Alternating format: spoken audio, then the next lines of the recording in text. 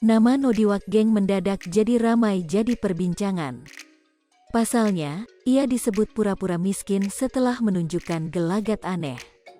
Dilansir dari Sripoku, trader asal Aceh tersebut tiba-tiba minta maaf soal trading bodong yang dilakukannya. Sebelumnya, nama Indra Kents dan Doni Salmanan ditangkap pihak kepolisian lantaran trading bodong. Ternyata bukan cuma dua nama itu saja, diduga masih banyak oknum-oknum baru yang sedang jadi incaran polisi. Seolah tahu akan jadi incaran polisi, Nodiwak Geng menyatakan pamit untuk tidak mempromosikan trading binary option.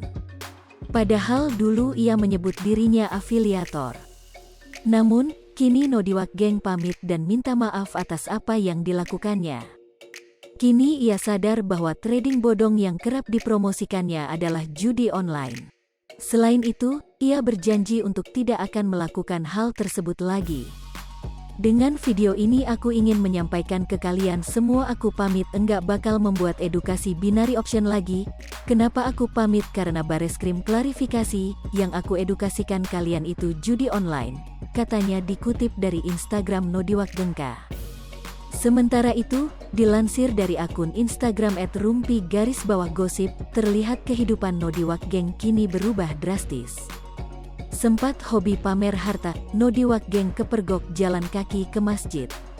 Dalam video tampak Nodiwak Geng sedang menunjukkan dirinya kini seolah-olah jatuh miskin setelah berhenti menjadi trader layaknya Indra Kents dan Doni Salmanan, Minggu, tanggal 13 Maret tahun 2022.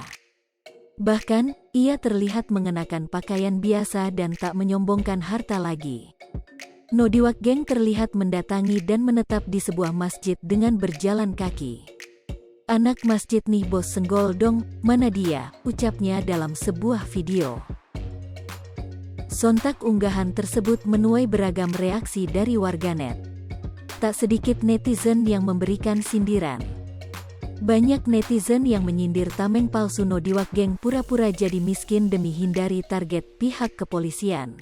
Nama Nodiwak Geng mendadak jadi ramai jadi perbincangan. Pasalnya, ia disebut pura-pura miskin setelah menunjukkan gelagat aneh. Dilansir dari Sripoku, trader asal Aceh tersebut tiba-tiba minta maaf soal trading bodong yang dilakukannya. Sebelumnya, nama Indra Kents dan Doni Salmanan ditangkap pihak kepolisian lantaran trading bodong. Ternyata bukan cuma dua. Hai pemirsa Sripoku TV, jangan lupa komen, like, dan subscribe, serta tonton terus berita-berita terbaru